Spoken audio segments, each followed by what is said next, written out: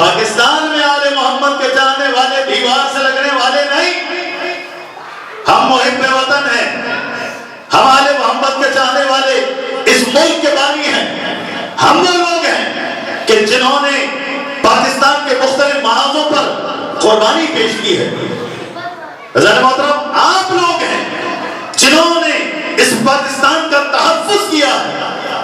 میرا سلام ہو گلگت اور بلتستان کے ان مجاہد جوانوں پر کہ جنہوں نے مختلف ہونے والی سازشوں کا مقابلہ کیا، حکومتیں جنہوں نے گلگت بلتستان کی عوام کے ساتھ ظلم کیا اور مسلسل کرتے رہے، انہیں دبانے کی کوشش کرتے رہے، ان کے حقوق سلب کرنے کی کوشش کرتے رہے۔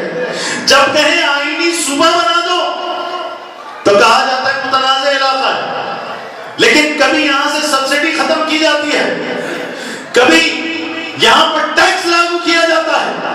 لیکن میرا سلام ہو فرزند زہرا سید علی رضوی پر کہ جو باقیاً ایک مجاہد عالم دین ہے، جس نے گلگت بلتستان کی سرزمین پر سبسڈی کے خلاف تحریک چلائی، شیعوں کو بھی ملایا، سنیوں کو بھی ملایا، پولیٹیکل پارٹیز کو بھی ملایا، سارے مذاہب کو ملا کر سبسڈی کے خلاف مہم چلائی، تحریک چلائی، اللہ نے اس میں کامیابی عطا فرمائی۔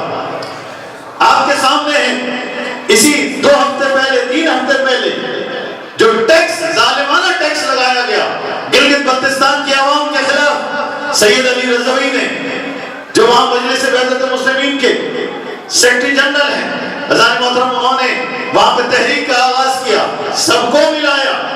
یہ فقط شیعہ حقوق کا مسئلہ نہیں تھا، گلگت بلتستان کی عوام کے حقوق کا مسئلہ تھا۔